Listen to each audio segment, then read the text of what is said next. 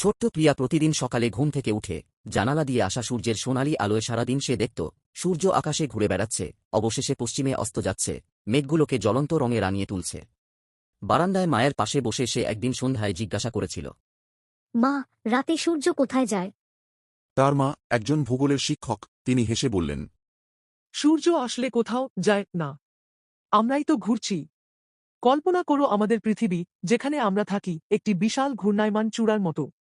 এটি ক্রমাগত নিজের চারপাশে ঘুরছে, প্রতি ২৪ ঘণ্টায় একটি পূর্ণ ঘূর্ণন সম্পন্ন করছে। এই ঘূর্ণনকে রোটেশন বলা হয়। প্রিয়া বলল, তাহলে ভারতে যখন দিন থাকে তখন কি অন্য কোথাও রাত হয়?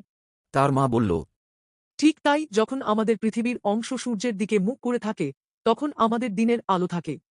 আমাদের পৃথিবী যখন ঘুরতে থাকে তখন সেই অংশ সূর্যের আলো থেকে দূরে সরে যায় এবং আমাদের রাত হয়।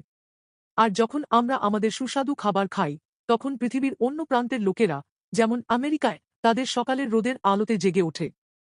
প্রিয়া জানতে চাইল, আর ঋতু সম্পর্কে কি বলবে মা? কেন জুন মাসের দিল্লিতে এত গরম থাকে কিন্তু ডিসেম্বরে ঠান্ডা থাকে? কারণ পৃথিবী কেবল ঘুরে না, এটি সূর্যের চারপাশে একটি বিশাল, প্রায় বৃত্তাকার পথেও ভ্রমণ করে।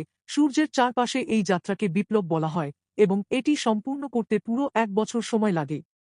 পৃথিবীও তার অক্ষের উপর হেলে থাকে, একটি হেলে থাকা শীর্ষের মতো।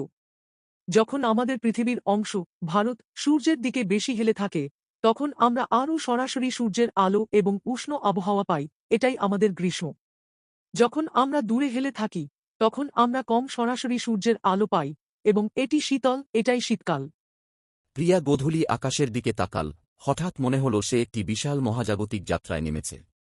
সূর্য কেবল আকাশে আলো ছিল না, এটি ছিল তাদের ঘূর্ণন, কক্ষপথে ঘরে ফেরার নোঙর।